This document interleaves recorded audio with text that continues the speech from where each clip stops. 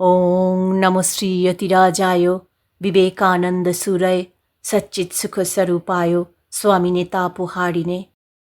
ভগবান শ্রীরামকৃষ্ণ পরমহংসদেবের শ্রীচরণে, সংঘজননী শ্রী শ্রী মা সারদা দেবীর শ্রীচরণে এবং যুগনায়ক স্বামী বিবেকানন্দের শ্রীচরণে আমার সশ্রদ্ধ ভক্তিপূর্ণ প্রণাম। নমস্কার। শ্রদ্ধেয় স্বামী অচ্যুতানন্দজি মহারাজের লেখা দ্বাদশ জ্যোতির্লিঙ্গ বইটি থেকে আজ ষষ্ঠ পর্ব পাঠ করে শোনাব। মন্দির পরিক্রমার পথে আমরা মন্দিরের ঠিক পিছনে উত্তর পূর্ব কোণে দুটি ছোট কুণ্ড দেখলাম। একটির নাম হংসকুণ্ড, অন্যটি রেতসকুণ্ড। এই রেতসকুণ্ডের কাছে হাঁটু গেড়ে বসে এর জলে 3 বার আচমন করতে হয়। এর পাশেই ঈশানেশ্বর নামে ছোট একটি শিবলিঙ্গ আছে। প্রবাদ, এখানে ব্রহ্মা হংসরূপ ধরে আসেন। তাঁরই স্মরণে হংস ও রেতসকুণ্ড। খুব পবিত্র স্থান এটি। মন্দিরের পিছনে 3 হাত লম্বা আরেকটি কুণ্ডের নাম অমৃতকুণ্ড। এর মধ্যে 2টি স্ফটিকলিঙ্গ দেখা যায়। ওই রেতসকুণ্ডের জলের উপর হাততালি দিলে জলের উপর বুদবুদ ভেসে ওঠে। মন্দিরের পশ্চিমে আরেকটি কুণ্ড আছে। আবার দক্ষিণ পশ্চিম দিকে একটি ছোট মন্দিরের মধ্যেও আরও একটি লম্বা চৌবাচ্চার মতো উদক কুণ্ড আছে। এখানেও জল স্পর্শ করে আচমন করার বিধি। মূল মন্দিরের ঠিক পেছনে দেওয়ালের গায়ে একটি শ্বেতপাথরের বেশ বড় হাত, তাতে একটি ছোট কুঠার খোদাই করা। এটি আচার্য শঙ্করের স্মৃতিতে তৈরি, কারণ আদিশঙ্কর এখানেই মহাসমাধি লাভ করেন। মন্দির চত্বরের উত্তর পশ্চিম কোণে একটি ছোট শ্বেতপাথরের বেদির ওপর আদি শঙ্করাচার্যের মর্মর মূর্তি। শোনা যায় এটি তার সমাধিস্থল। পরিবেশ খুবই সুন্দর। পশ্চাৎপট খাড়া কেদার পাহাড় সাদা বরফে ঢাকা, আর নিচ দিয়ে বয়ে চলেছে খরস্রোতা মন্দাকিনী। তারই মাঝে একান্তে নির্জনে মহাসমাধিমগ্ন বেদান্তাম্বুজ শঙ্করাচার্য। পর্বতের গাম্ভীর্য, অদ্বৈত বেদান্তের উত্তুঙ্গ মহিমায় ভাস্বর, আর সেই বেদান্ত তত্ত্ব মন্দাকিনীর ধারার মতো প্রচণ্ড বেগে বয়ে চলেছে মর্তভূমির দিকে, জীবজগতের অজ্ঞান কালিমা ধুয়ে মুছে দিতে। আচার্য শঙ্কর তারই মাঝে অনন্তকালের সাক্ষীর মতো বসে আছেন। সৌভাগ্যক্রমে আজই ছিল শঙ্কর পঞ্চমী, তার আবির্ভাব তিথি। আমরা সে কথা মনে করেই গিয়েছিলাম। এই শুভ দিনটি স্মরণে তাঁর চরণ প্রান্তে বসে স্মরণ করছিলাম তাঁরই রচিত বিখ্যাত নির্বাণ শতক স্তোত্রটি। অহং নির্বিকল্প নিরাকার রূপ বিভূত্বাচ্চ সর্বত্র সর্বেন্দ্রিয়ানাম ন চা সঙ্গতং নৈব মুক্তির্নমেয়শ্চিদানন্দরূপ শিবহহং শিবহহম। কিছুক্ষণ পরে উঠে এলাম মন্দিরে, কারণ আরতির ঘণ্টা বাজতে আরম্ভ হয়েছে। নাট মন্দিরে নন্দীর পিছনে দাঁড়াবার একটু জায়গা করে নিয়েছি। কালো জামা কাপড় পরে রাওয়াল পূজারীরা আরতি শুরু করলেন। সঙ্গে সঙ্গে ঘণ্টার তালে তালে এক বিচিত্র সুরে স্তব ও পাঠ চলতে লাগলো। স্তবটি খুব সুন্দর, আমার জানা ছিল, তাই আমিও তাদের সঙ্গে গলা মেলালাম। জয় কেদার উদার শঙ্কর ভব ভয়ঙ্কর দুঃখহরম গৌরী গণপতি স্কন্দ নন্দী শ্রী কেদার নমাম্যহম শৈল সুন্দর অতি হিমালয় শুভ্র মন্দির সুন্দরম নিকট মন্দাকিনী সরস্বতী জয় কেদার নমাম্যহম উদককুণ্ড হ্যায় অধম তারণ রেতঃকুণ্ড মনোহরম হংসকুণ্ড সমীপ সুন্দর জয় কেদার নমাম্যহম অন্নপূর্ণা সহ অপর্ণা কালভৈরব শোভিতম 5 পাণ্ডব দ্রৌপদী সহ জয় কেদার নমাম্যহম। আরতি শেষ হতে আবার গর্ভমন্দিরে গিয়ে প্রণাম করলাম, কারণ এই সময় শৃঙ্গার করানো হয়েছে। সুন্দর বেনারসি কাপড় দিয়ে সমগ্র লিঙ্গটি ঢেকে, তার উপর দামি শাল জড়িয়ে, মাথায় রূপোর মুকুট, তার উপর সর্পছত্র, গলায় অনেক মালা দিয়ে সুন্দর করে সাজানো হয়েছে, তাই এখন স্পর্শ করতে দেওয়া হয় না। এরপরে রাত্রে ভোগ দিয়ে শয়ন দেয়া হবে। আমরা প্রণাম জানিয়ে বাইরে চলে এলাম। রাত্রে পাণ্ডার বাড়িতেই খাওয়ার ব্যবস্থা। খাওয়া সেরে আমি আর জগদীশ মন্দাকিনীর পাড়ে এসে বসলাম। লোকজন খুবই কম। আশপাশের রাস্তায় বরফ এখনো আছে। দোকানগুলির চালেও বরফ জমে আছে। রাস্তায় বরফ গলতে থাকায় চারিদিকে কাদা। দোকানে পূজার সামগ্রী, ছোটোখাটো দরকারি জিনিস ও খেলনা বিক্রি হচ্ছে। আমরা ওসব বিকালেই দেখে নিয়ে এখন এই একান্তে এসে বসেছি। জগদীশ জানতে চাইল এই কেদার জ্যোতির্লিঙ্গের পুরনো কাহিনী। বলতে শুরু করলাম। এই কেদার তীর্থই সারা ভারতে একমাত্র মন্দির যা কখনো কোনো বিধর্মীর নিষ্ঠুর ধ্বংসের মুখ দেখেনি। তার কারণ এর দুর্গম অধিষ্ঠান ভূমি। বরফের রাজ্যে এত উচ্চতায় সেই আমলে কোনো নির্দিষ্ট যানবাহনের পথ না থাকায় ও খাদ্য সরবরাহের সুবিধা না থাকার জন্য কোনো যাবনিক অত্যাচার এখানে হয়নি। সেদিক থেকে এই জ্যোতির্লিঙ্গ ও মন্দির সেই অনাদিকাল থেকেই অবিকৃত এবং একই আকারের থেকে গিয়েছে। কালের নিয়মে দৈব বিপাকে এবং অত্যধিক তুষারপাত ও তুষারঝড়ে মন্দিরের কিছু ক্ষয়ক্ষতি হলেও তার মূল রূপের সম্ভবত খুব বেশি পরিবর্তন হয়নি। তাই আমরা আজও এখানে আধুনিকতার ছোঁয়া বেশি দেখতে পাই না। এই পাবন তীর্থ ও তার মাহাত্ম্য সম্পর্কে নানা প্রাচীন পুরাণে এবং মহাভারতের শল্য ও শান্তি পর্বে এখানকার নদী ও কুণ্ডের উল্লেখ রয়েছে। লিঙ্গপুরাণে এখানে তপস্যার ফললাভের কথা আছে। বামন পুরাণ, কুর্মপুরাণ, গরুড় পুরাণ, পদ্মপুরাণে এই তীর্থের পবিত্রতার কথা বর্ণিত হয়েছে।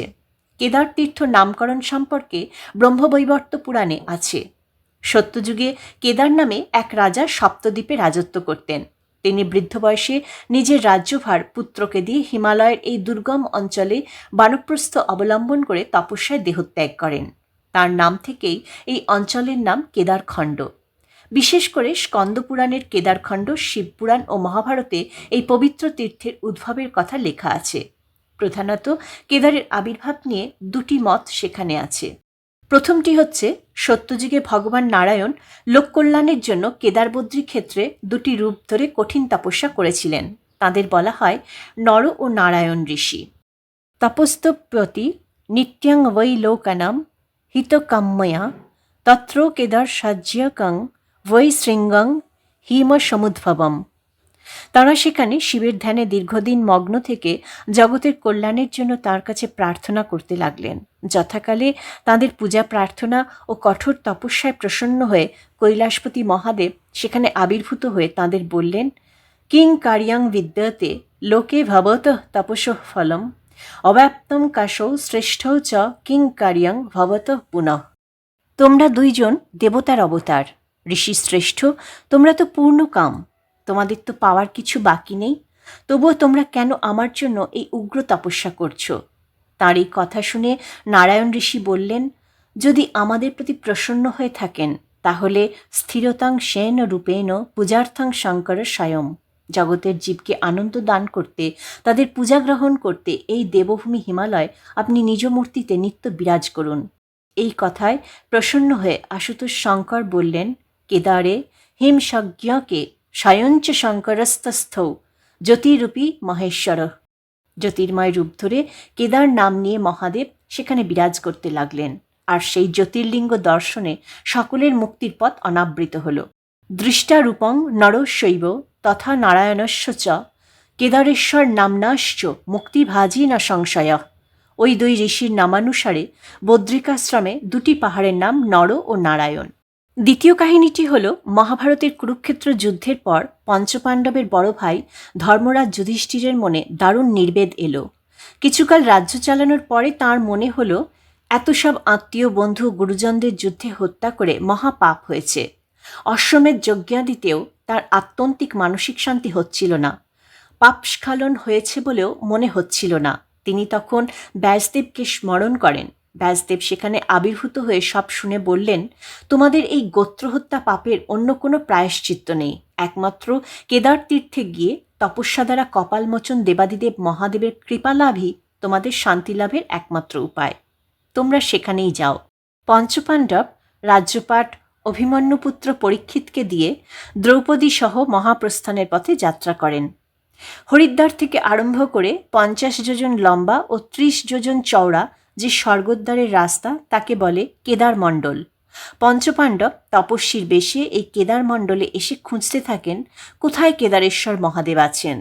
নকুল ও সহদেব হঠাৎ এই নির্জন প্রান্তরে একটি বিরাটাকার মহিষকে দেখে দাদাদের সে কথা জানান। ধর্মরাজ যুধিষ্ঠির বুঝতে পারেন এটি পশুপতি সদাশিবের মায়ার খেলা। তিনি তার ভাইদের সে কথা জানাতেই মধ্যম পাণ্ডব ভীম গদা হাতে দৌড়াতে শুরু করেন মহেশরূপী শিবকে ধরতে। আজ যেখানে জ্যোতির্লিঙ্গ কেদারনাথ অধিষ্ঠিত হয়ে ভক্তদের পূজা গ্রহণ করছেন, ঠিক সেখানে ভীম পৌঁছাতেই মহিষটি মাটির মধ্যে ঢুকে পড়েন। ভীম ততক্ষণে গদার আঘাতে তাঁর ভূমিপ্রবেশ কিছুটা স্তব্ধ করে দিয়েছেন। অবশেষে মাটির ওপর ত্রিকোণাকৃতি হয়ে রয়ে গেল শুধু মহিষের পিছনের অংশটি। অন্য ভাইরা ছুটে এসে মহিষরূপী শিবের এই অর্ধপ্রথিত রূপ দেখে কাতর হয়ে প্রার্থনা করতে লাগলেন অপরাধ ক্ষমা করবার জন্য। ভক্তের আকুল প্রার্থনায় এবং এই কঠোর তীর্থ পরিক্রমায় সদাশিব প্রসন্ন হলেন এবং সেই মহিষের অংশবিশেষের পাশে জ্যোতির্ময় মূর্তিতে আবির্ভূত হয়ে তাঁদের আশীর্বাদ করলেন। তাঁর দর্শনে পঞ্চপাণ্ডবের পাপ স্খলন হল। তাঁদের সংসার বাসনা নিবৃত্তি হয়ে তাঁদের মনে মোক্ষলাভের ইচ্ছার উদয় হল। তারা প্রার্থনা করলেন আগামীকালের মানুষও যেন এই হিমগিরি শিখরে তাঁর দর্শন লাভ করে কৃতকৃতার্থ হতে পারে এবং তিনি যেন কৃপা করে এই লিঙ্গেই জ্যোতির্ঘন মূর্তিতে অনন্তকাল বিরাজ করেন। ভগবান শিব ভক্তদের এই প্রার্থনায় সম্মতি জানিয়ে চিরকালের জন্য এই রাজ্যে কেদারেশ্বর নামে বিরাজিত হলেন। পাণ্ডবেরা সেখানে একটি মন্দির নির্মাণ করে দেবাদিদেব কেদারেশ্বরের পূজা করলেন। কিছুদিন পর সামনের রাস্তা স্বর্গারোহিণী দিয়ে মহাপ্রস্থানের পথে যাত্রা করলেন পঞ্চপাণ্ডব ও দ্রৌপদী। সুতরাং এই কেদারের আদি পূজারী হলেন নর ও নারায়ণ, দুই ঋষি এবং পঞ্চপাণ্ডব। আমরা কত ভাগ্যবান, সেই মহাপুরুষদের পূজিত বিগ্রহ আজ স্পর্শ করে পূজা করবার দুর্লভ সৌভাগ্য লাভ করলাম। কেদারনাথের মাহাত্ম্য অনুচিন্তন করতে করতে শুনতে পেলাম মন্দিরে শয়নারতির স্তোত্র। জয় শিব ওঙ্কার, হর শিব ওঙ্কার, ব্রহ্মা বিষ্ণু সদাশিব অর্ধাঙ্গীধর, চতুরানন গজানন পঞ্চানন রাজে, হংসাসন গরুরাসন বৃষবাহন সাজে। শ্বেতাম্বর পীতাম্বর বাঘাম্বর অঙ্গে, ব্রহ্মাদিক সনকাদিক প্রেতাদিক সঙ্গে, ব্রহ্মা বিষ্ণু সদাশিব জানত অবিবেকা, প্রণব শব্দকে মধ্যে তিনহি একা। দূর থেকেই অপূর্ব সঙ্গীত শুনতে শুনতে কেদারনাথকে প্রণাম জানিয়ে আমরা নদী পেরিয়ে সরকারি নিবাসের নির্দিষ্ট ঘরে ফিরলাম। পথে পাণ্ডাজির বাড়িতে রাত্রের আহার সম্পন্ন হলো। সে রাত্রি ও পরদিনের রাত্রি কেদার তীর্থেই কাটল। সকালে ও সন্ধ্যায় বারবার কেদারনাথ দর্শন ও যথাসাধ্য পূজা করে অপরিসীম তৃপ্তি নিয়ে আমরা তৃতীয় দিন ভোরে ফেরার আগে শ্রী মন্দিরে গেলাম শেষ দর্শন করতে। আবার তাকে প্রণাম জানিয়ে প্রার্থনা করলাম। শিব দিগম্বর ভস্যধারী অর্ধচন্দ্র বিভূষিতম, শীর্ষ গঙ্গা কণ্ঠ নাগপতি, জয় কেদার নমাম্যহম, করত্রিশূল বিশাল ডমরু জ্ঞান গান বিশারদম, যক্ষ কিন্নর নাচ গাঁয়ে, জয় কেদার নমাম্যহম, নাথ পাবক হে বিশালম পুণ্যপ্রদ হর দর্শনম, জয় কেদার উদার শঙ্কর পাপহর নমাম্যহম। যুগ যুগ ধরে শত শত ভক্ত সাধকের ভক্তি শ্রদ্ধায় জমাট বিগ্রহ তখন আমার কাছে শুধুমাত্র বিকৃতাকার পাথরের এক লিঙ্গ মাত্র নন, তিনি চিন্ময় ভক্তিহিমে গড়া জ্যোতির্লিঙ্গ শ্রী কেদারনাথ। আজ এই পর্যন্ত। আশা করি আজকের এই পাঠ আপনাদের সবার ভালো লেগে থাকবে। মায়ের কৃপায় আপনারা সবাই ভালো থাকবেন, সুস্থ থাকবেন, আনন্দে থাকবেন। ওম শান্তি শান্তি শান্তি। হরি ওম তৎসৎ। শ্রীরামকৃষ্ণ অর্পণমস্তু।